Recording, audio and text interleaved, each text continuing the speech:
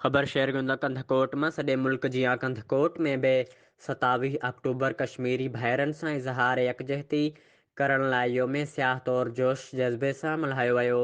उन्ही तहत ज़िले इंतज़ामिया मुख़्तलिफ़ सियासी समाजी तंज़ीमनि शहरनि मुख़्तलिफ़ सरकारी ऐं गैर सरकारी इदारनि पारां वॾे तादाद में कश्मीरी भाइरनि सां इज़हार यकजहती तहत मुख़्तलिफ़ रैलियूं कढियूं वयूं। तफ़सील मूजिब अॼु ज़िले कश्मीर एट कंधकोट में ज़िले इंतज़ामिया ऐं सियासी समाजी तंज़ीमनि पारां कश्मीरी भाइरनि सां इज़हार यकजहती करण लाइ डिप्टी कमिश्नर मुनव्वर अली मिठाणी जी सरबराही हेठि डिप्टी कमिश्नर ऑफिस खां घंटाघर ताईं रैली कढी वई।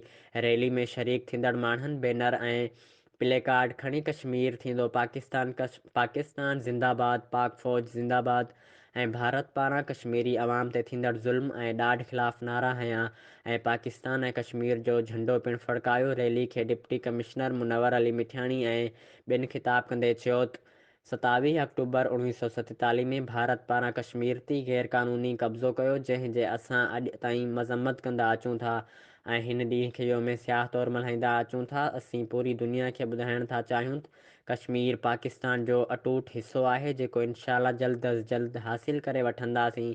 मोदी खे ॿुधाइण चाहियूं था त कश्मीर पाकिस्तान जी शहरग आहे, जेको पाकिस्तान जो थी रहंदो। असीं कश्मीरनि जी सियासी ऐं अख़लाक़ी हिमायत जारी रखंदासीं। सैन कश्मीर एट कंधकोट ज़िले जो अवाम कश्मीर भाइरनि सां यकजहती करे इहो साबित कयो आहे त पूरी पाकिस्तानी क़ौम कश्मीरी अवाम सां गॾु आहे। हुननि वधीक चयो त भारत पारां कश्मीरी अवाम ऐं कश्मीर जी आज़ादी लाइ ज़ुल्म जी इंतिहा करे छॾी आहे। असांखे दुनिया खे ॿुधाइणो आहे त भारत दुनिया में रियासती दहशतगर्दी करे पियो, जेका क़ाबिल मज़म्मत आहे। अॻुवाणनि वधीक चयो त मोदी हिकु ज़ालिम आहे, जेको कश्मीरनि मथां ज़ुल्म करे रहियो आहे। असां पूरी क़ौम भारत खे पंहिंजे मक़सद में हरगिज़ कामयाबु थियणु न ॾींदासीं।